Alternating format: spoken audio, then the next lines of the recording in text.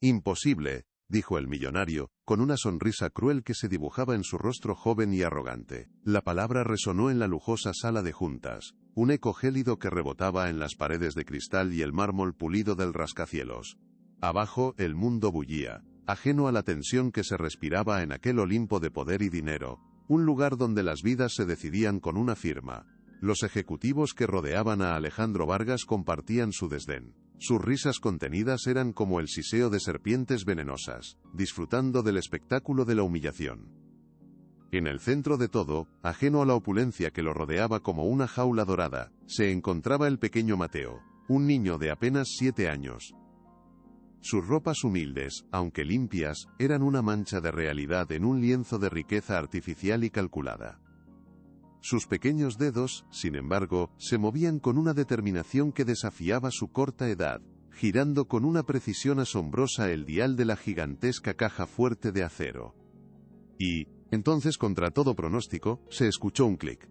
Un sonido nítido y metálico que silenció las risas al instante y borró la sonrisa de suficiencia del rostro de Vargas.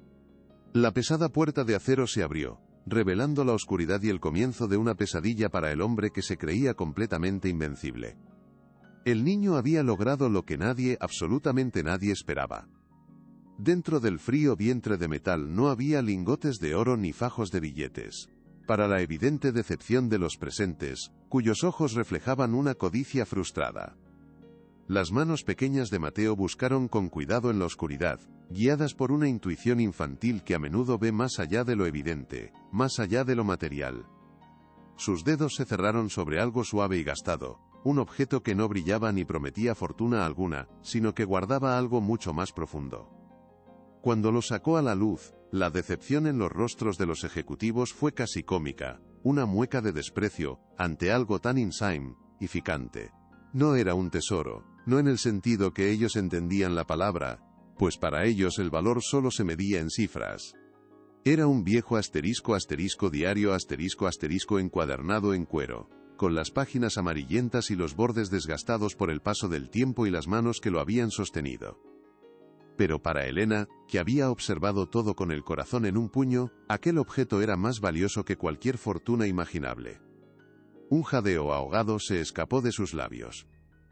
Lo reconoció al instante, como si una parte de su propio corazón hubiera vuelto a ella. Era el de su difunto esposo, el abuelo de Mateo, un hombre bueno cuyo recuerdo era su único consuelo en la soledad. La esperanza, una llama que creía extinguida, brotó de repente en su pecho. Alejandro Vargas, por otro lado, palideció. Su compostura se resquebrajó por una fracción de segundo, revelando una furia helada y un pánico que no pudo ocultar. «Abuela, lo encontré», dijo Mateo con una voz inocente y clara. «Es del abuelo, ¿verdad?» Si te gusta este tipo de contenido, no te olvides de suscribirte a nuestro canal. Publicamos videos todos los días. Y dale like al video si te gusta esta historia. Y déjanos en los comentarios contándonos de dónde eres y a qué hora nos escuchas. Alejandro Vargas se recompuso en un instante, su rostro transformándose en una máscara de fría indiferencia que apenas ocultaba la tormenta que se agitaba en su interior. Con un movimiento rápido y despectivo, casi violento, se acercó y le arrebató el objeto de las manos al pequeño Mateo, quien retrocedió asustado buscando el refugio seguro de su abuela. «Un simple cuaderno viejo», dijo Vargas, su voz goteando un desprecio calculado mientras lo hojeaba con una brusquedad insultante, como si quisiera profanar su contenido. «No sé qué esperaban encontrar aquí, pero su pequeño y patético espectáculo ha terminado. Ahora fuera de mi edificio». Elena se interpuso entre él y su nieto, su menuda figura irradiando una fuerza que sorprendió a todos en la sala. «Ese cuaderno pertenece a mi familia». «Devuélvamelo ahora mismo», exigió ella, su voz temblando no de miedo, sino de una justa indignación que había estado contenida durante demasiado tiempo. Vargas soltó una carcajada hueca y desagradable, un sonido que no llegó a sus ojos fríos como el hielo. «Señora, usted y su nieto están aquí sin permiso. Técnicamente, están invadiendo mi propiedad privada. Debería estar agradecida de que no llame a seguridad para que los saquen a la fuerza de aquí. Mi paciencia tiene un límite, y ustedes ya lo han cruzado». La risa de Vargas se apagó, pero la crueldad permaneció en sus ojos, afilada y brillante como un fragmento de cristal roto. Disfrutaba de su poder, de la capacidad de aplastar a los demás con su indiferencia. Elena sintió el peso de todas las miradas sobre ella, miradas de desprecio, de diversión, de fría indiferencia. Cada uno de esos hombres con trajes caros era un cómplice silencioso de su crueldad.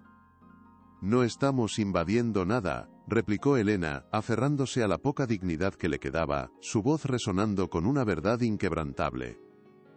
«Vinimos a reclamar lo que es nuestro por derecho, lo que su padre le robó al mío con engaños y mentiras». La acusación resonó en el silencio de la sala, audaz y peligrosa. Por un segundo, la máscara de Vargas flaqueó, revelando un destello de furia pura antes de ocultarlo de nuevo. Derechos, una palabra muy grande para alguien que no tiene nada. Los derechos se compran, señora. Se ganan con poder, no con cuentos de hadas y recuerdos sentimentales. Se acercó un paso más, invadiendo su espacio personal. Usted no tiene nada. Es un fantasma, un eco de un pasado que a nadie le importa. Acéptelo y váyase. Es mi último acto de generosidad. Cada palabra era un golpe calculado, diseñado para herir. No me iré sin lo que me pertenece, pensó ella. Una promesa silenciosa para sí misma. El doctor Morales, el astuto y servil abogado de Vargas, se adelantó con una carpeta en la mano. Su sonrisa tan falsa como la de su jefe, una mueca ensayada frente al espejo. De hecho, señora, continuó, abriendo la carpeta con una lentitud deliberada y teatral. Ya que ha decidido presentarse aquí sin ser invitada, aprovechemos para resolver otro asunto pendiente que tenemos con usted. Extrajo un documento con un sello oficial y se lo tendió a Elena, su gesto lleno de una condescendencia que la hirió profundamente, como si le estuviera haciendo un favor. Esta es una orden de desalojo. Tienen 72 horas para abandonar la propiedad que ocupan ilegalmente. Las palabras cayeron sobre Elena como un golpe físico, dejándola sin aire, sin fuerzas. Ocupación ilegal. Su casa, el hogar donde había nacido, donde había criado a su hija y ahora a su nieto, el único santuario que conocía, reducido a una fría y brutal terminología legal.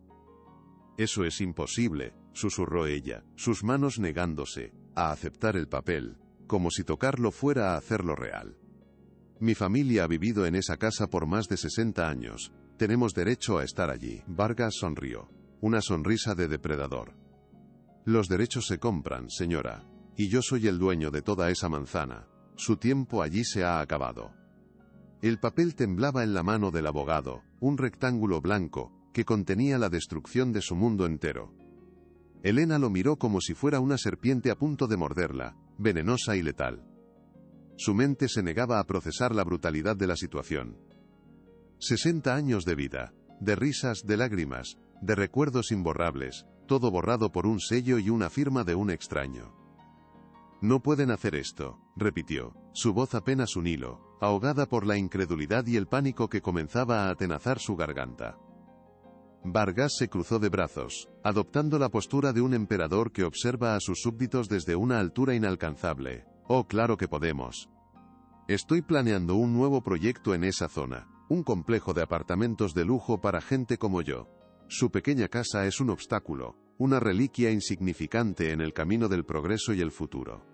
La forma en que pronunció la palabra reliquia para describir su hogar fue como si le escupiera directamente en la cara. No solo quería quitarle su casa, quería borrar su existencia, su memoria. La injusticia era tan abrumadora que por un momento le robó el aliento. Se sintió como una pequeña barca de papel, en medio de un océano embravecido, a punto de ser engullida por una ola de codicia sin fin. ¿Cómo se podía luchar contra un monstruo así? La crueldad de sus palabras encendió una llama de desafío en el corazón de Elena. Fue entonces cuando dos guardias de seguridad, altos e imponentes como estatuas, aparecieron a cada lado de ella, una amenaza silenciosa y ominosa. No la tocaron todavía, pero estaban listos para hacerlo a la menor señal de su jefe. «Abuela, ¿por qué son tan malos con nosotros y no hemos hecho nada?», preguntó Mateo en un susurro, su carita apretada contra la falda de Elena, sus ojos grandes y asustados fijos en el rostro de Vargas. La pregunta, cargada de la inocencia rota de un niño que no entiende la maldad, resonó en los oídos de Elena con más fuerza que cualquier amenaza. ¿Cómo explicarle la naturaleza de la codicia? cómo hacerle entender que para hombres como Alejandro Vargas, la bondad y la justicia eran debilidades que había que explotar y aplastar. Elena lo abrazó con fuerza, intentando protegerlo con su propio cuerpo del peso de una realidad demasiado cruel para su corta edad. «Es hora de que se vayan», dijo Vargas con un gesto de desdén. Las manos de los guardias se posaron sobre sus hombros, firmes pero innecesariamente rudas, y comenzaron a escoltarlos hacia la puerta sin ninguna delicadeza. El momento había llegado. El viaje forzado a través de la opulenta sala de juntas fue la caminata de la vergüenza más larga de su vida. Cada paso era una humillación, sentía las miradas burlonas y despectivas de los ejecutivos clavadas en su espalda como alfileres. Mateo tropezaba a su lado, intentando seguir el ritmo mientras se aferraba a su mano, temblando de miedo y confusión. «Por favor, no es necesario», dijo Elena, tratando de liberarse con la poca dignidad que le quedaba. «Podemos caminar solas, no somos criminales». Pero sus palabras fueron ignoradas, como si no existieran. Eran prisioneras en un palacio de cristal, expulsadas por un rey tirano que disfrutaba de su sufrimiento. Al llegar a las puertas del ascensor, éstas se abrieron con un silbido casi burlón. Mientras los guardias la empujaban suavemente hacia adentro, Elena se giró para una última mirada desesperada. Alejandro Vargas sostenía el cuaderno de su esposo pasándolo de una mano a otra con un aire de triunfo absoluto. «Disfruten de sus últimas 72 horas», dijo, su voz goteando un veneno helado que le llegó hasta los huesos. Las puertas se cerraron, sumiéndolos en el silencio metálico. Elena se apoyó contra la pared fría, el corazón latiéndole con una fuerza desbocada en el pecho. Algo estaba a punto de romperse. Miró su reflejo en el acero pulido del ascensor. Una mujer de 62 años, con las manos gastadas por el trabajo y el corazón lleno de amor por su nieto. Las lágrimas que había estado conteniendo con tanta fuerza finalmente brotaron, silenciosas y amargas, recorriendo las arrugas de su rostro. Se sentía completamente derrotada, vacía, como si le hubieran robado el alma. «¿Por qué lloras, abuela?», preguntó Mateo, su vocecita llena de una preocupación tan pura que le partió el alma en dos.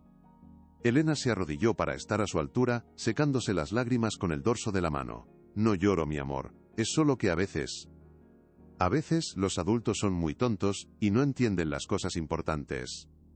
Intentó protegerlo de la cruda verdad, de la maldad que acababan de presenciar. «Te prometo que no dejaré que nos hagan daño. Lo prometo». Era una promesa audaz, una que en ese momento no estaba segura de poder cumplir.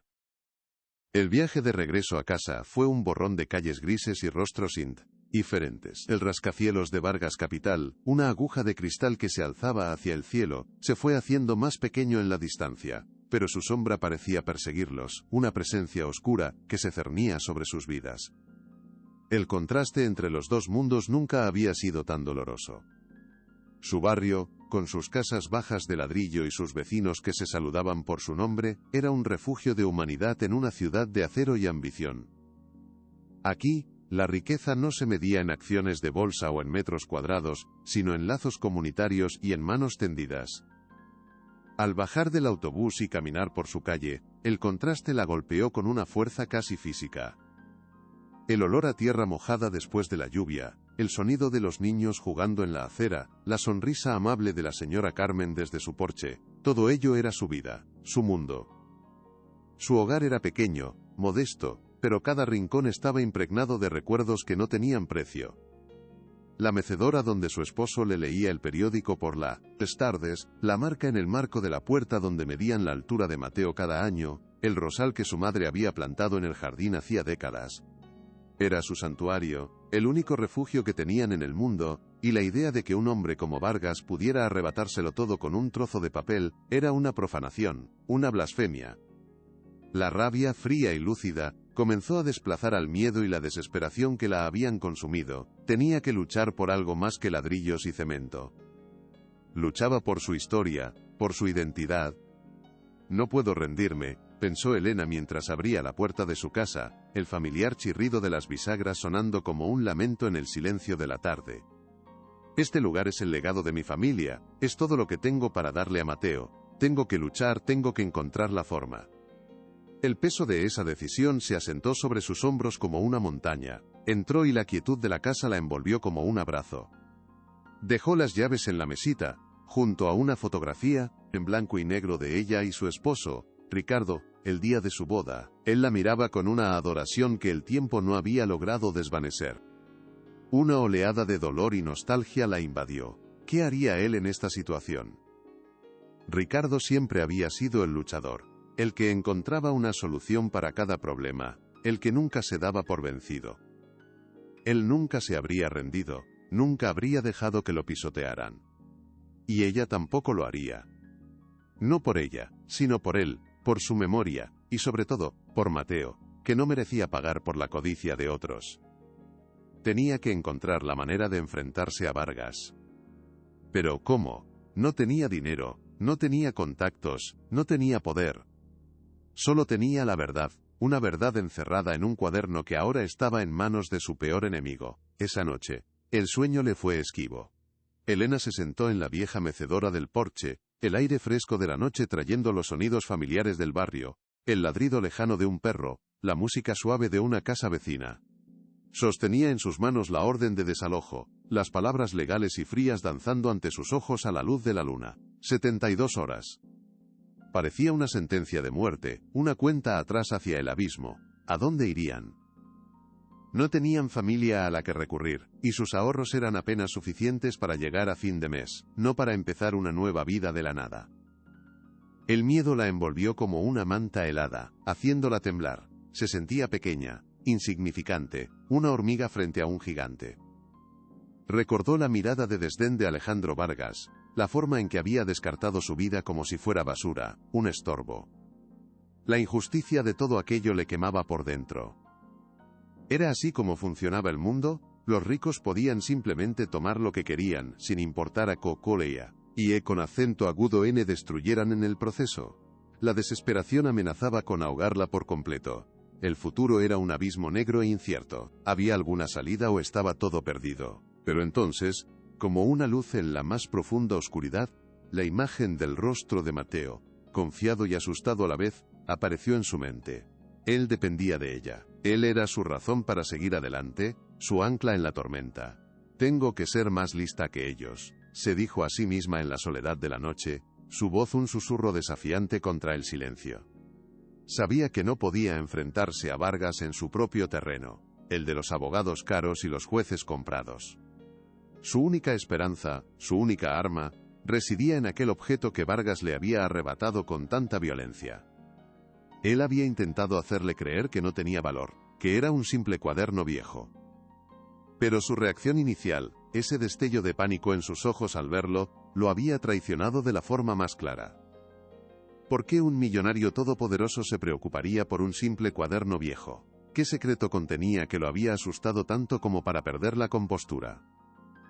La pregunta daba vueltas en su cabeza, una y otra vez. Tenía que recuperarlo. Era su única pista, su única arma en esta batalla completamente desigual.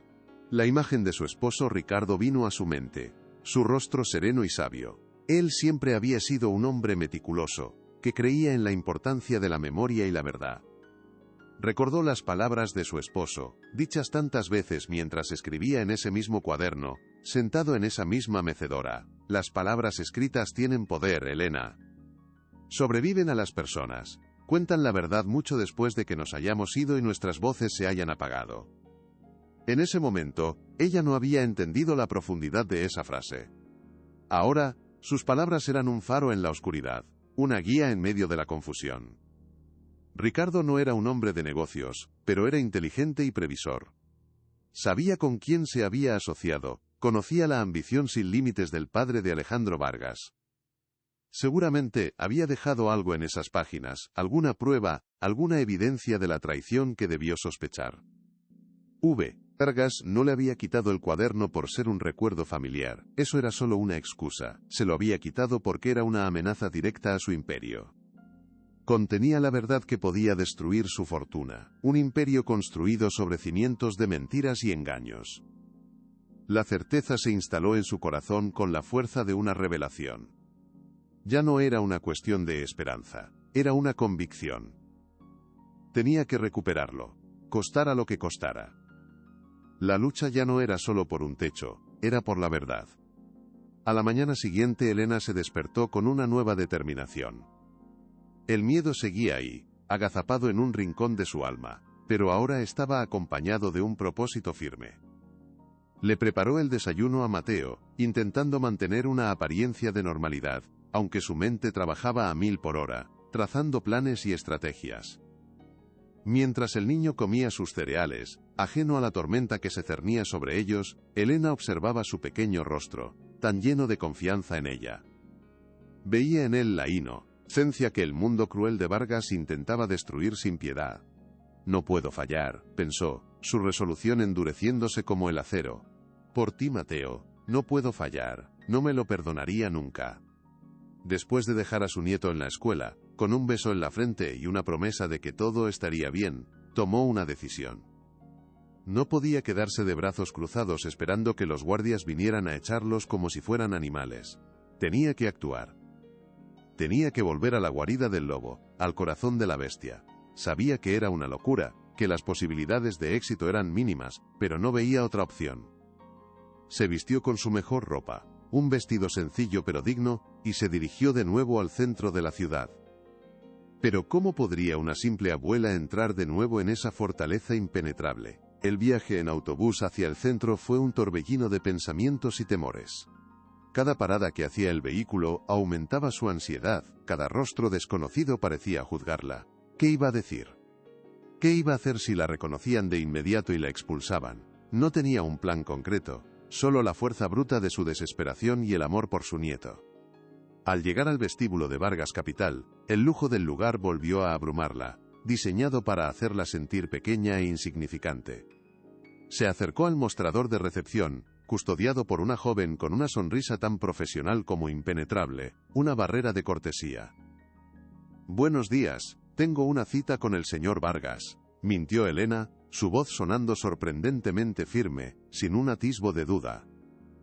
La recepcionista la miró de arriba abajo, su expresión delatando su escepticismo ante la apariencia de Elena. «¿Su nombre, por favor?» «Elena García». La joven tecleó en su ordenador con desgana. Pasaron unos segundos que a Elena le parecieron una eternidad, mientras su corazón latía con fuerza. Finalmente, la recepcionista levantó la vista, su sonrisa falsa intacta. «Lo siento, señora García, pero no veo ninguna cita a su nombre en el sistema. Debe haber un error. Debe haber un error», insistió Elena, su corazón latiendo con la fuerza de un tambor. «Es un asunto muy importante, de carácter personal. Por favor, solo necesito 5 minutos de su tiempo. Es todo lo que pido». La recepcionista ni siquiera parpadeó. Su entrenamiento la había convertido en un muro de cortesía infranqueable. «Me temo que es imposible sin una cita previa. El señor Vargas tiene una agenda muy apretada hoy. Si lo desea, puede dejar un mensaje y nos pondremos en contacto con usted». Elena sabía perfectamente lo que significaban esas palabras. «Nos pondremos en contacto con usted», era el código para «su mensaje irá directamente a la papelera sin ser leído». Se dio cuenta de que ese camino estaba completamente cerrado. La fortaleza era inexpugnable para alguien como ella. Derrotada pero no vencida, dio media vuelta y salió del edificio, sintiendo la mirada de la recepcionista en su espalda, una mirada de triunfo silencioso. La humillación era amarga, pero no se permitió que la consumiera. Tenía que haber otra manera. Tenía que haber una grieta en la armadura de Alejandro Vargas. Solo necesitaba encontrarla antes de que se le acabara el tiempo. El reloj corría en su contra sin piedad.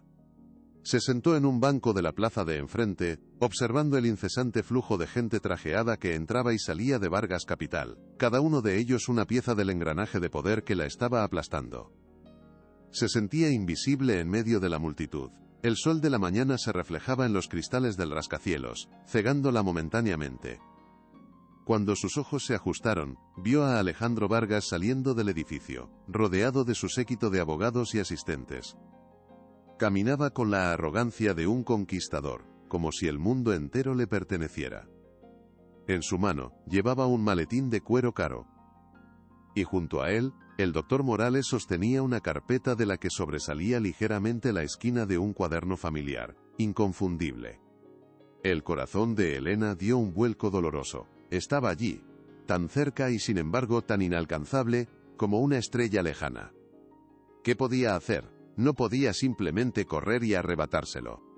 La detendrían al instante y la acusarían de agresión. Necesitaba un plan, una estrategia. Piensa, Elena, piensa, se dijo a sí misma, la desesperación agudizando su ingenio. Tenía que encontrar una forma de romper el escudo que lo protegía, de exponerlo ante el mundo.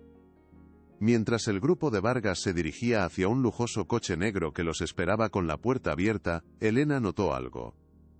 Una mujer, una periodista con una cámara al hombro y un micrófono en la mano, intentaba acercarse a Vargas, haciéndole preguntas a gritos sobre un rumor de una fusión empresarial. Los guardias de seguridad la mantenían a raya con firmeza, pero su persistencia era admirable, no se daba por vencida. Fue entonces cuando una idea, audaz y peligrosa, casi suicida, se formó en la mente de Elena. Si no podía entrar por la puerta principal, tal vez podría hacer que, la verdad saliera a la luz por la fuerza, en la calle. Si no podía hablar con Vargas en privado, tendría que hacerlo en público, delante de todos, delante de las cámaras. Era un riesgo enorme, casi una locura. Podía salir terriblemente mal, hacerla parecer una loca desesperada, y empeorar aún más su situación. Pero la alternativa era no hacer nada, aceptar la derrota y perderlo todo sin luchar.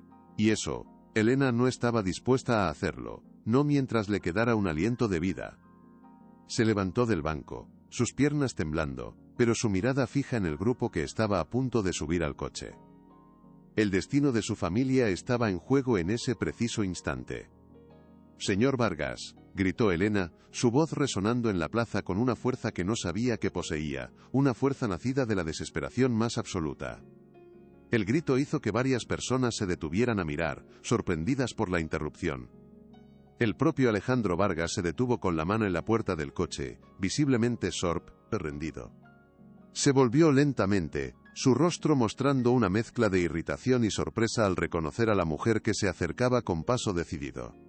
Los guardias se movieron para interceptarla, pero Elena los esquivó con una agilidad inesperada.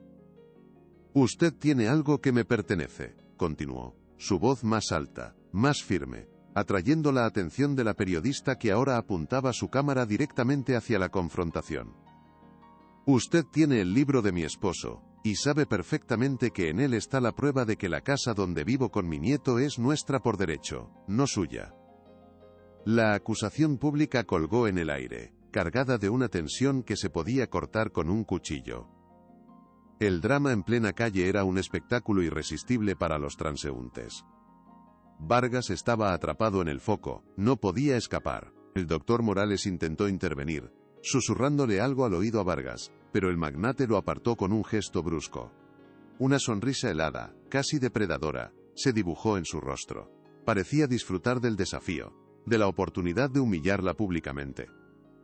«Señora», dijo con una calma calculada, su voz proyectada para que todos la oyeran, convirtiendo la confrontación en un teatro del que él era el director.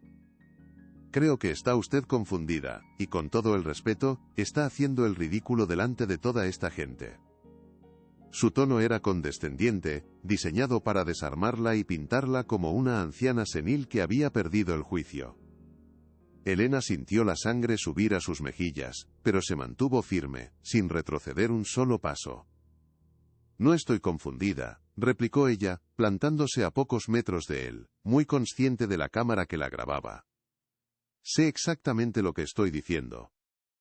Su padre y mi esposo eran socios, construyeron ese barrio juntos ladrillo a ladrillo. Pero su padre lo traicionó. Se quedó con todo y borró cualquier rastro de su acuerdo. Todo está en ese cuaderno». La gente escuchaba, cautivada por la historia que se desenvolvía ante sus ojos. Una lucha de David contra Goliat. Vargas soltó una carcajada forzada, un sonido que no llegó a sus ojos fríos como el acero. «Socios, qué imaginación tan fértil tiene usted. Mi padre fue un filántropo, señora. Ayudó a mucha gente, incluido su esposo, a quien le dio trabajo cuando nadie más lo hacía. Que no confunda la caridad con un negocio». Se volvió hacia la periodista con una expresión de falsa compasión. «Como ven, esta es una situación lamentable. una mujer mayor que no acepta la realidad y se aferra a fantasías del pasado. Vargas Capital tiene todos los documentos legales que prueban nuestra propiedad sobre esos terrenos. Es triste, pero no podemos permitir que las emociones interfieran con el progreso de la ciudad. Con un gesto de desdén supremo, Vargas arrojó el cuaderno al suelo, a los pies de Elena. El objeto cayó con un sonido sordo, una humillación final y pública. Ahí tiene su libro de cuentos. Ahora, si nos disculpa. Los guardias la apartaron bruscamente mientras Vargas subía al coche. La limusín se alejó, dejándola sola en la acera, con el cuaderno en el suelo y su dignidad hecha pedazos. La cámara seguía grabando, capturando su derrota más absoluta. Elena se quedó paralizada, el eco de la risa de Vargas resonando en sus oídos como un tormento. Se sentía desnuda, expuesta ante el mundo, juzgada por cientos de ojos anónimos. La gente la miraba, algunos con lástima, otros con la morbosa curiosidad del que observa un accidente.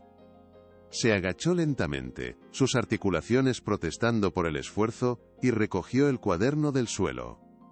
Lo abrazó contra su pecho como si fuera un niño herido, protegiéndolo de más daño. Las lágrimas pugnaban por salir, pero se las tragó con un nudo en la garganta. No le daría a Vargas la satisfacción de verla llorar, no allí, no en público. Justo en ese momento, la periodista se acercó a ella, apagando la cámara. Su rostro ya no era el de una profesional en busca de una historia sensacionalista, sino el de una mujer conmovida por lo que acababa de presenciar. Señora, mi nombre es Ana Rivera. Lo que acaba de hacer ha sido muy valiente. Elena la miró, desconfiada y herida. ¿Valiente? Me ha humillado delante de toda la ciudad, me ha dejado en ridículo. No, dijo Ana con firmeza. Le ha obligado a mostrar su verdadera cara. Y yo lo he grabado todo. ¿Me permite invitarla a un café? Creo que podemos ayudarnos mutuamente. En una pequeña cafetería cercana, lejos de las miradas curiosas, Elena le contó toda la historia a Ana, desde el principio. Le habló de su esposo Ricardo, del sueño que compartían de construir un barrio para gente trabajadora, de la traición del padre de Vargas, y de la lucha constante por sobrevivir después de su muerte. Ana escuchaba con una atención intensa, tomando notas en una libreta, su empatía era un bálsamo para el alma herida de Elena. Él cree que ha ganado, dijo Elena con una amargura que le sabía a veneno. Cree que con esta humillación pública me ha silenciado para siempre, que me he rendido. Al contrario, respondió Ana, su voz llena de convicción. Le ha dado un altavoz. La gente ha visto su arrogancia, su crueldad sin límites. Ahora no es solo su palabra contra la de él, ahora hay una imagen. Y una imagen a veces es más poderosa que 1000 documentos firmados. Ana examinó el cuaderno con un interés profesional. Esto es lo que él teme. Aquí tiene que haber algo, una pista, un nombre, un detalle que se le escapó a su padre. Tenemos que encontrarlo. Por primera vez en días, Elena sintió una pequeña chispa de esperanza. Ya no estaba sola en esta lucha. Pasaron las siguientes horas en la pequeña sala de estar de Elena, con las páginas del cuaderno extendidas sobre la mesa como un mapa del tesoro. Mateo, que ya había vuelto del colegio, las observaba en silencio desde un rincón, entendiendo con la intuición de los niños que algo muy importante estaba sucediendo. Juntas, analizaron cada anotación, cada número, cada comentario escrito al margen con la caligrafía de Ricardo. La mayoría eran apuntes sobre costes de materiales, salarios de los trabajadores y plazos de construcción. Parecía un simple libro de contabilidad de una pequeña empresa. Quizás Vargas tenía razón, suspiró Elena, la frustración volviendo a apoderarse de ella como una mala hierba. Quizás no hay nada aquí, solo los recuerdos de un hombre bueno. No te rindas ahora, Elena, la animó Ana con energía. Tu esposo era un hombre meticuloso. Miremos de nuevo, con más atención. Fue Mateo quien, después de un largo rato, señaló una página con su dedito. Abuela, ¿qué es ¿La foto? Pegada en una de las últimas hojas había una pequeña fotografía en blanco y negro, casi descolorida por el tiempo. En ella se veía a un joven Ricardo, a un sonriente Horacio Vargas, y a un tercer hombre que no reconocían, todos sonriendo a la cámara. Debajo, una nota escrita a mano, con nuestro socio H. Vargas, y el notario Estevez, el día que todo empezó. «¿Estevez?», exclamó Ana, su voz cortando el silencio denso de la sala. Un notario. Esa es la pieza que nos faltaba. Un notario es un testigo oficial. Su firma y su sello dan fe de la legalidad de los documentos. Si él recuerda algo, si tiene registros de esa época, la versión de Vargas se derrumbará como un castillo de naipes. La esperanza, frágil pero tenaz como una flor que crece en el asfalto, volvió con una fuerza arrolladora. Elena miró a Ana, cuyo rostro ahora mostraba una concentración feroz, la de una cazadora que ha encontrado el rastro de su presa. La periodista ya estaba con su teléfono en la mano, tecleando rápidamente, buscando en bases de datos y directorios antiguos. Es un apellido poco común. Tiene que haber un registro en alguna parte, incluso si ya está jubilado, tiene que estar en algún sitio. Ana se interrumpió, escuchando la voz al otro lado de la línea. Elena contuvo la respiración, el corazón en un puño. Sí, entiendo. ¿Podría darme la dirección? Muchísimas gracias, le debo una. Ana colgó y miró a Elena con una sonrisa triunfante que iluminó toda la habitación. Lo encontré. El señor Julián Estevez está vivo. Vive en una residencia a las afueras de la ciudad. Y ha aceptado recibirnos mañana mismo. El alivio fue inmenso. Quizás, solo quizás, había una salida a esa pesadilla. Lo más fuerte está por venir. Quédate hasta el final. Pero Vargas no se quedó de brazos cruzados, esperando a que ellas actuaran. El vídeo de la confrontación en la plaza se había vuelto viral, y aunque muchos lo criticaban por su arrogancia, él supo cómo darle la vuelta a la situación a su favor. Al día siguiente, un periódico sensacionalista, propiedad de un aliado de Vargas, publicó un artículo en portada con un titular cruel y manipulador. Anciana desesperada acosa a empresario por dinero. El texto pintaba a Elena como una mujer desequilibrada, mentalmente inestable, que utilizaba a su nieto para intentar extorsionar al generoso filántropo Alejandro Vargas, benefactor de la ciudad. El artículo citaba fuentes cercanas que expresaban su profunda preocupación por el bienestar de Mateo, insinuando que vivía en un entorno de manipulación. Era un ataque vil, diseñado para destruir su credibilidad y sembrar la duda en la opinión pública antes de que pudiera defenderse. Elena se sintió enferma al leerlo, como si le hubieran echado un cubo de agua sucia encima. Estaban usando a su nieto, su punto más vulnerable, para atacarla sin piedad. Quieren quitarme a mi niño, pensó, el pánico atenazándola como una garra de hielo. No solo querían su casa, querían destrozar su vida por completo. La táctica de Vargas surtió efecto de inmediato.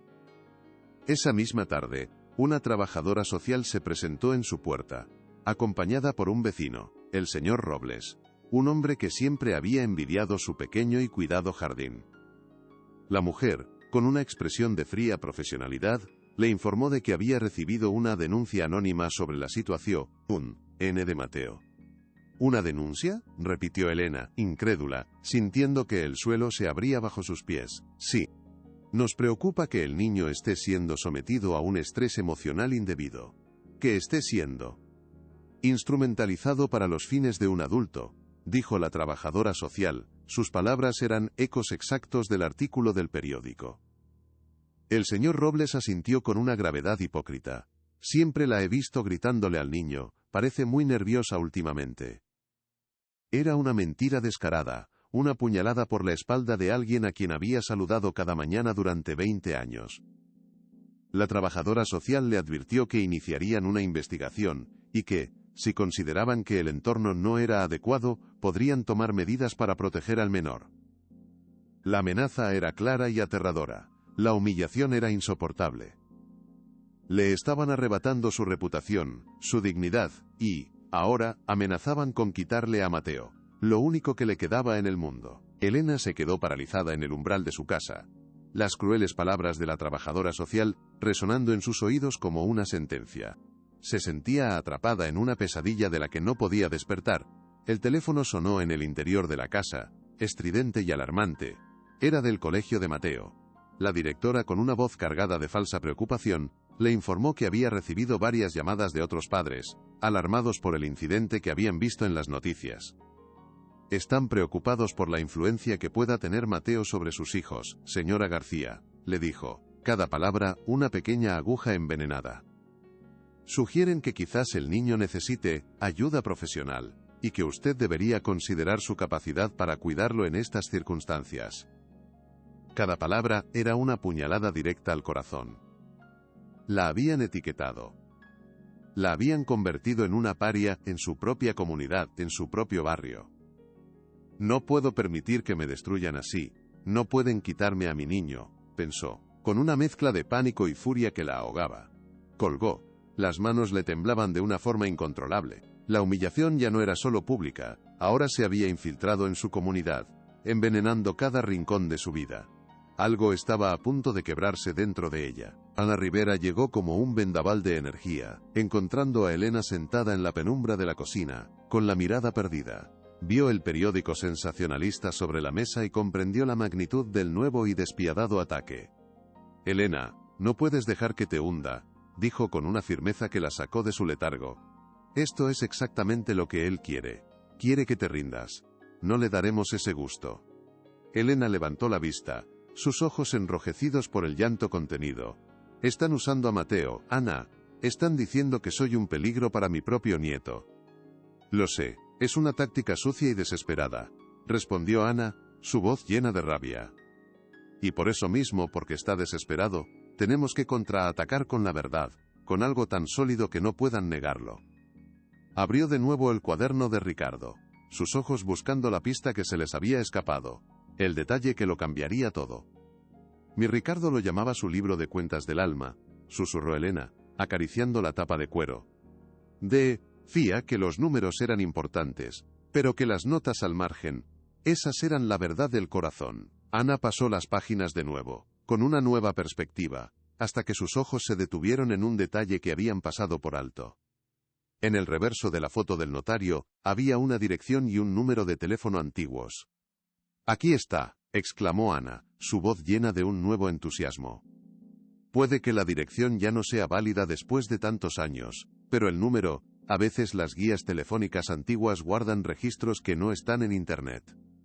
Llamó a un contacto que tenía en la compañía telefónica, un viejo periodista de investigación jubilado que conocía todos los trucos del oficio, y le debía un par de favores. Mientras Ana hablaba en susurros por teléfono, Elena sentía que el tiempo se detenía, que todo su futuro pendía de esa llamada. La visita a la residencia del señor Estevez había sido un fracaso desolador. El anciano sufría de una demencia incipiente y, aunque su rostro se iluminó al ver la foto de su juventud, sus recuerdos eran fragmentos confusos e inconexos que no servían de nada. Ricardo, sí, un buen hombre, pero Horacio Vargas tenía sombras en los ojos, fue todo lo que pudieron sacarle. Se habían ido de allí con el corazón encogido, sintiendo que la última puerta se había cerrado para siempre. Pero Ana no se había rendido. Ahora aferrada al teléfono, parecía una leona a punto de dar caza a su presa. La conversación terminó. Ana la miró. Sus ojos brillaban con una luz de victoria. Lo tengo. El notario tenía una caja de seguridad en un banco antiguo del centro. Y nunca la cerró. Conseguir una orden judicial para abrir la caja de seguridad de un tercero parecía una misión imposible en tan poco tiempo. Necesitaban una prueba sólida. No solo la corazonada de una periodista y la palabra de una anciana a la que la prensa había desacreditado públicamente. No podemos ir por la vía legal, es demasiado lenta y Vargas tiene a los jueces en el bolsillo, dijo Ana, su mente trabajando a toda velocidad, buscando una solución. Tenemos que crear una situación en la que no tengan más remedio que escuchar, en la que la presión pública sea tan grande que no puedan ignorarnos. Su plan era arriesgado, casi una locura. Convocarían una rueda de prensa improvisada, en la plaza pública, justo frente a la sede de Vargas Capital. Usarían el vídeo viral y la historia del notario para atraer a los medios de comunicación. Será un circo, Elena. Vargas intentará destruirte en público una vez más. Pero si conseguimos plantar la semilla de la duda, si hacemos que la gente se pregunte, ¿y si es verdad?, entonces tendremos una oportunidad. Elena sintió un vértigo de miedo. Exponerse de nuevo a esa humillación. Pero luego pensó en el rostro de Mateo, y supo que no tenía otra opción. Lo haré, dijo, su voz firme y decidida. Por mi nieto, lo haré. La mañana de la rueda de prensa, el aire en la plaza pública era eléctrico, cargado de tensión y expectación. Un pequeño grupo de vecinos, liderados por la valiente señora Carmen, se había congregado para apoyar a Elena, formando una frágil pero firme barrera de solidaridad contra el imponente rascacielos de cristal. Ana se movía entre ellos como una generala, coordinando con los pocos periodistas que habían acudido, la mayoría de medios independientes y blogs de noticias que no estaban en la nómina de Vargas. «Recuerda, Elena, solo la verdad», le susurró Ana al oído apretándole el brazo. «No te dejes provocar por sus insultos, expón los hechos con calma». «Eres más fuerte de lo que crees», Elena asintió, aunque sentía un nudo de hielo en el estómago que le impedía respirar con normalidad. Miró los rostros a su alrededor. La señora Carmen con sus ojos llenos de fe, el joven Carlos, que había crecido jugando en su jardín. Todos estaban allí por ella, arriesgándose. Su lucha ya no era lo suya. Se había convertido en el símbolo de la resistencia de todo un barrio. «No puedo fallarles», pensó, sintiendo el peso de su esperanza. Algo estaba a punto de romperse, y esperaba que no fuera ella. De repente, un murmullo recorrió la multitud. Las puertas giratorias de Vargas Capital se abrieron, y de ellas emergió Alejandro Vargas, flanqueado por su abogado y un séquito de guardias de seguridad. Caminaba con la arrogancia de un emperador romano, su traje impecable era una armadura contra el mundo. Una sonrisa condescendiente se dibujó en su rostro al ver el pequeño grupo de manifestantes. No veía una amenaza, veía una oportunidad para aplastar a esa mujer de una vez por todas delante de las cámaras. «Buenos días a todos», dijo, su voz amplificada por un micrófono que uno de sus asistentes le entregó. «Veo que tenemos una pequeña reunión. Permítanme aclarar esta situación tan pintoresca. Esta señora, llevada por la desesperación, ha estado difundiendo historias falsas. Entiendo su dolor, pero la ley es la ley, y la propiedad que ocupa pertenece legalmente a Vargas Capital». Sus palabras eran suaves, razonables pero venenosas. Estaba pintando a Elena como una anciana senil e irracional. La falsa resolución había comenzado, y parecía que iba a ganar sin esfuerzo. Elena sintió la sangre hervir en sus venas ante tanta hipocresía. Dio un paso al frente, hasta quedar cara a cara con él, sin dejarse intimidar. Las cámaras se giraron hacia ella, capturando su desafío. «No estoy confundida, señor Vargas», dijo su voz clara y firme resonando en la plaza. «Y no estoy aquí para pedirle lástima, sino para exigir justicia. Usted habla de la ley. Hablemos de la verdad». Abrió la carpeta que llevaba y sacó la primera prueba, la fotografía en blanco y negro. «Estos dos hombres eran socios», declaró mostrando la foto a los periodistas. «Construyeron este barrio juntos, con un sueño compartido. No como jefe y empleado, sino como iguales, como hermanos». Vargas soltó una carcajada que pretendía ser divertida. «Una fotografía, eso es todo. Mi padre era un hombre generoso. Seguramente ayudó a su esposo. Eso no lo convierte en su socio».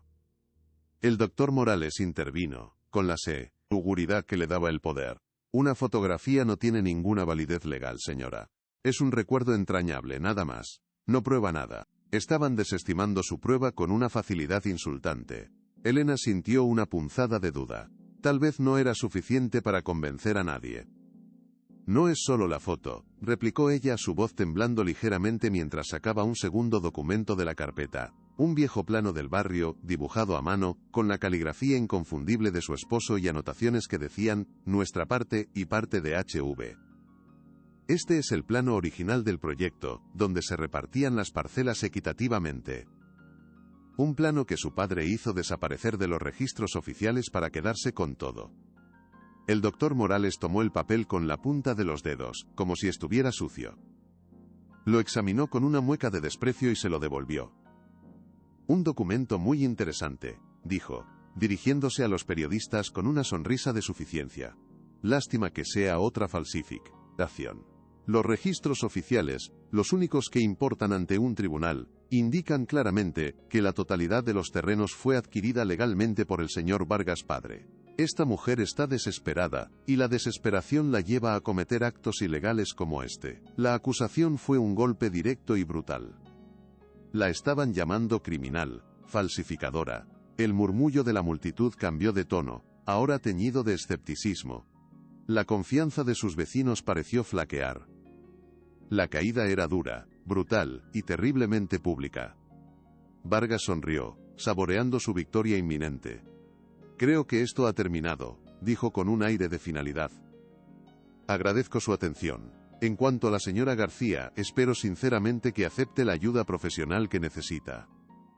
Se dio la vuelta, listo para marcharse, para dejarla allí, rota y derrotada en medio de la plaza.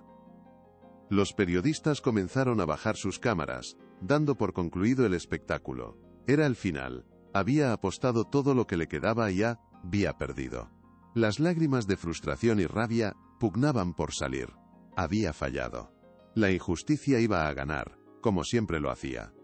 Pero justo cuando la esperanza parecía extinguirse por completo, una voz temblorosa pero firme se alzó desde el borde de la multitud. «Seguro que ha terminado, joven Vargas». Todos se giraron, incluido Alejandro, cuya sonrisa de triunfo se congeló en su rostro. Un coche negro se había detenido y de él, ayudado por un joven, descendía un anciano de cabello blanco, el señor Estevez, el notario. Pero su mirada ya no era confusa ni perdida, era lúcida, penetrante y llena de una antigua indignación. El rostro de Alejandro Vargas pasó de la sorpresa al pánico más absoluto. Reconoció al hombre, y supo lo que su presencia allí significaba. «No nos conocemos, joven», dijo el señor Estevez, su voz sorprendentemente fuerte y clara para su edad. «Pero conocí muy bien a su padre. Y también al señor Ricardo García. Un hombre de honor». El anciano se detuvo junto a Elena, ofreciéndole una pequeña sonrisa de aliento, antes de dirigirse a las cámaras que ahora se centraban en él. «Mi nombre es Julián Estevez. Fui notario público en esta ciudad durante 40 años. Y hace 42 años, di fe de la firma de un contrato de sociedad entre el señor Ricardo García y el señor Horacio Vargas. Cada palabra era un martillo que demolía las mentiras de Vargas. Ese contrato establecía una sociedad al 50% para la construcción de este barrio. La memoria a veces falla, es cierto, la mía lo hace. Pero la costumbre de un hombre precavido no se olvida. El asistente de Ana le entregó una carpeta de cuero, que el notario abrió con manos firmes. Su padre, joven Vargas, era un hombre muy persuasivo. Intentó que destruyera el original. Me negué, pero me enseñó a ser desconfiado. Por eso, siempre hacía 2 copias. Una para mis archivos y otra para mi caja de seguridad personal. Una caja que mi hija abrió esta mañana. Al ver la noticia, de la carpeta, extrajo un documento amarillento con un sello rojo brillante y una firma inconfundible. Esta es la copia certificada del contrato original de la sociedad. Con las firmas de ambos socios y mi sello notarial. Es irrefutable. El castillo de naipes de Vargas se derrumbó en un instante. El doctor Morales, pálido como un fantasma, retrocedió un paso, distanciándose de su jefe. La multitud jadeó con acento agudo al unísono. La verdad, con el peso de un testigo incorruptible, había salido a la luz de la forma más inesperada. Alejandro estaba paralizado, buscando una salida, una mentira, pero no había ninguna. El pasado, en la forma de aquel anciano honorable, había vuelto para exigirle cuentas por los pecados de su padre. No puede ser, pensó Vargas, sintiendo un sudor frío recorrer su espalda. Todo estaba enterrado, todo estaba destruido. Pero no contaba con la precaución de un hombre honesto, ni con la determinación de una abuela dispuesta a todo por su nieto. El juego había terminado. Y él había perdido. Fue entonces cuando Elena, sintiendo una oleada de fuerza y vindicación, dio el golpe de gracia final. Levantó el objeto que había empezado todo, el objeto por el que tanto había luchado. «Y hay algo más que los registros oficiales no pueden alterar», dijo, su voz resonando con la emoción de la verdad recuperada. La memoria y las palabras escritas con el corazón. Abrió el viejo diario en una página marcada, sus dedos acariciando la caligrafía de su esposo como si fuera una reliquia. Permítanme leerles lo que mi Ricardo escribió la noche que firmó ese contrato. Hoy, Horacio y yo hemos sellado nuestro sueño. Ante el notario Estevez, un hombre serio pero justo, hemos unido nuestros futuros para siempre, estoy lleno de esperanza. Construiremos un lugar para que nuestras familias y muchas otras puedan vivir con dignidad. Confío en mi socio. Su apretón de manos fue firme, como su palabra. Las palabras de Ricardo, leídas con la voz quebrada por la emoción de su viuda, llenaron la plaza de un silencio sobrecogedor. Eran el testimonio del alma, la prueba moral que aplastaba la mentira legal. La verdad humana contra la codicia corporativa. Finalmente, sin ninguna duda, había ganado. Si esta historia te tocó el corazón, comparte para que llegue a más personas. Alejandro Vargas se quedó sin palabras, su boca abierta en una mueca de incredulidad, rabia y humillación total. Miró a su abogado, buscando una salida, una última treta, pero el doctor Morales simplemente bajó la cabeza derrotado y pensando solo en salvarse a sí mismo. Las cámaras se agolpaban a su alrededor, los flashes eran como disparos capturando su caída en directo para todo el mundo. Los periodistas le lanzaban preguntas a gritos, sin piedad. Señor Vargas, ¿qué tiene que decir sobre estas acusaciones de fraude? Su imperio está construido sobre una estafa a un hombre de bien. Él no respondió. Intentó abrirse paso entre la multitud para huir, pero sus propios guardias, confundidos y desbordados, no pudieron contener a la prensa ni a la multitud indignada que ahora le rodeaba, gritándole, ladrón y estafador a la cara. Su aura de invencibilidad se había hecho añicos, revelando al hombre pequeño y asustado que se escondía detrás de la máscara de poder. La justicia, aunque tardía, había sido servida, no en un tribunal frío, sino allí mismo, en la plaza pública, a manos de una abuela valiente y su comunidad. En medio del caos, Elena sintió que unas pequeñas manos se aferraban a su falda con fuerza. Bajó la vista y vio a Mateo, que había llegado con la señora Carmen, sus ojos grandes mirando a su abuela con una mezcla de asombro y un orgullo infinito. «¿Lo lograste, abuela?», susurró, su vocecita llena de admiración. Elena se arrodilló y lo abrazó con todas sus fuerzas, las lágrimas que ahora corrían por sus mejillas eran de alivio, y de una alegría tan profunda que casi dolía. «Lo logramos, mi amor», le respondió, su voz ahogada por la emoción. «Lo logramos juntos». A su alrededor, sus vecinos la rodeaban, abrazándola, felicitándola, llorando con ella. Eran una familia, unida por la adversidad, y ahora por la victoria compartida. Ana Rivera se acercó, con una sonrisa que iluminaba su rostro. «Lo sabía», le dijo, abrazándola también. «Sabía que lo conseguirías». El sonido de las sirenas de la policía comenzó a oírse a lo lejos, acercándose. Pero ya no eran una amenaza. Eran la confirmación de que la justicia, por fin, estaba siendo restaurada. La policía llegó, y la escena se transformó. Los agentes se abrieron paso con dificultad hasta un Alejandro Vargas acorralado y sin escapatoria. Le pidieron que los acompañara para prestar declaración, una petición formal que sonaba como el principio del fin de su reinado. El doctor Morales, intentando salvar su propia reputación, comenzó a cooperar de inmediato, ofreciéndose como testigo. La humillación de Vargas fue total y absoluta. Fue escoltado a un coche patrulla, no a su limusina de lujo, bajo la mirada de cientos de personas y el objetivo de todas las cámaras. Su rostro, antes tan lleno de arrogancia y desprecio, ahora solo mostraba una rabia impotente y una derrota innegable. La imagen daría la vuelta al mundo en cuestión de minutos. El magnate intocable había sido derribado por una abuela armada solo con la verdad y el amor.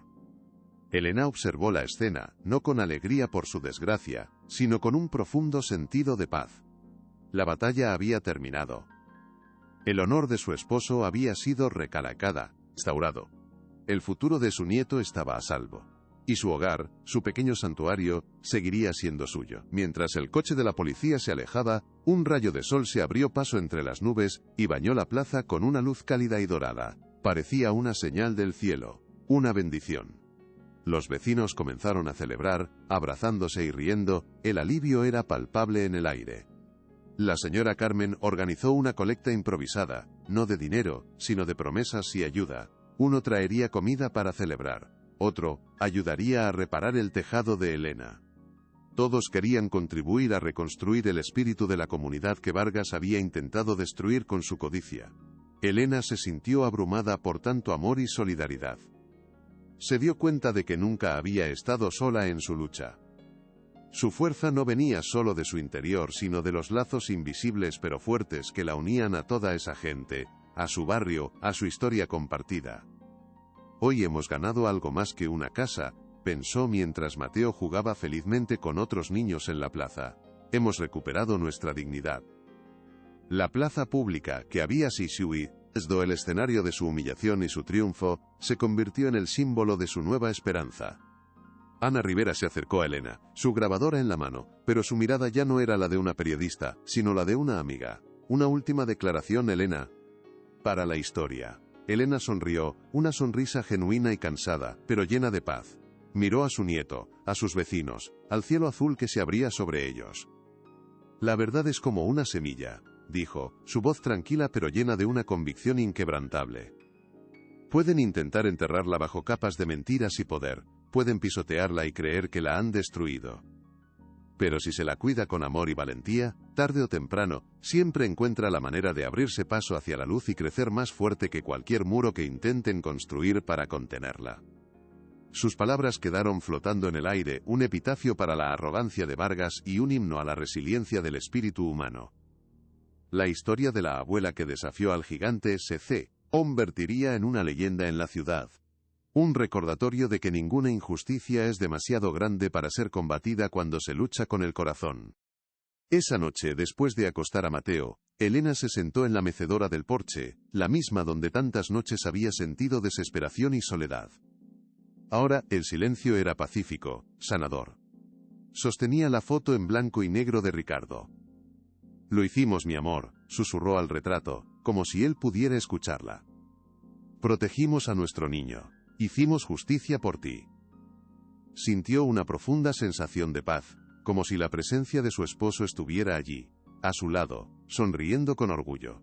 Miró las estrellas que brillaban en el cielo. La vida le había arrebatado mucho, pero también le había dado la fuerza para luchar y la bendición de un nieto maravilloso y una comunidad que era su verdadera familia. Comprendió que la herencia por la que había luchado no era solo una casa o un terreno. Era un legado de integridad, de valentía y de amor incondicional. Y ese era el tesoro más grande que podría dejarle a Mateo, un tesoro que ningún millonario podría jamás comprar o arrebatar. Todo va a estar bien, pensó, y por primera vez en mucho tiempo lo creyó con todo su corazón. La caída del Imperio Vargas fue espectacular. La presión pública tras el escándalo fue tan inmensa que las autoridades no tuvieron más remedio que actuar con celeridad. El concejal Ramos fue el primero en caer, destituido de su cargo y enfrentando cargos por corrupción y tráfico de influencias. Su caída fue solo el principio del fin. Las revelaciones sobre el fraude original provocaron el pánico entre los inversores y los socios de la compañía. Las acciones de Vargas Capital se desplomaron en la bolsa, perdiendo más de la mitad de su valor en una sola semana. Los socios comerciales, temiendo ver su reputación manchada por la asociación, comenzaron a retirarse en masa, abandonando el barco que se hundía. El imperio que Alejandro Vargas había heredado y expandido, con arrogancia se desmoronaba como un castillo de arena. El nombre Vargas, antes sinónimo de poder y éxito, se convirtió en sinónimo de vergüenza y criminalidad. La arrogancia del joven magnate se había convertido en su propia soga, y el mundo entero observaba cómo se apretaba a su alrededor.